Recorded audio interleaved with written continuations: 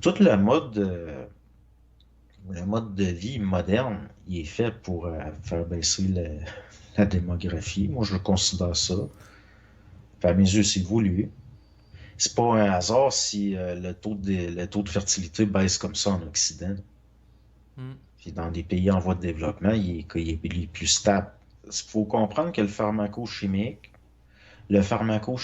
puis le militaro-industriel, puis c'est toutes des industries liées. Là, l'affaire, c'est que, admettons que toi, tu es une grosse compagnie, je sais pas, moi, tu as des brevets, des hormones, des affaires de même, puis que tu veux te créer une clientèle, ben là, c'est parce qu'un jour, si ça continue, dans les pays riches, on va être tellement infertile que tu vas pouvoir avoir des enfants, mais ça va te coûter cher.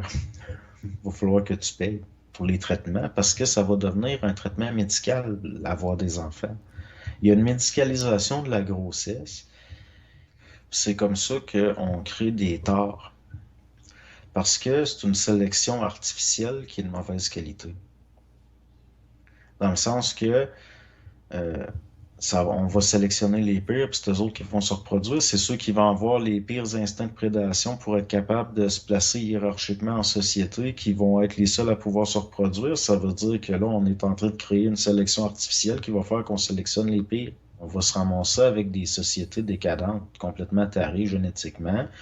Comme on a vu, il y a des civilisations qui se sont effondrées comme ça.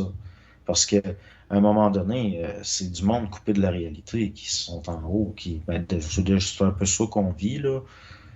Mhm. Mais il reste que on va créer comme ça, par inconscience, des catastrophes qui vont engendrer des.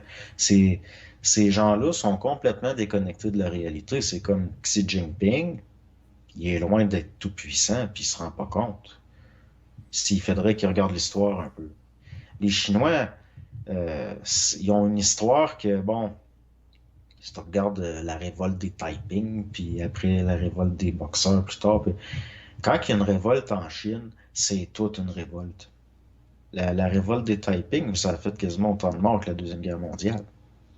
Ça fait que ça, c'est rien qu'un fou qui a lu la Bible, puis qui l'a mal interprété, puis il s'est mis à penser qu'il était le petit frère de Jésus. Il a fondé une secte. Il a commencé à dire que toutes les traditions chinoises, ça venait des démons. Puis finalement, ça a grossi, ça a grossi, ça a grossi, puis ça a failli prendre le pouvoir. Donc, la Chine, ça peut revirer n'importe quand. Puis, eux autres, quand ils partent en peur avec une folie, ils partent pas à peu près, là.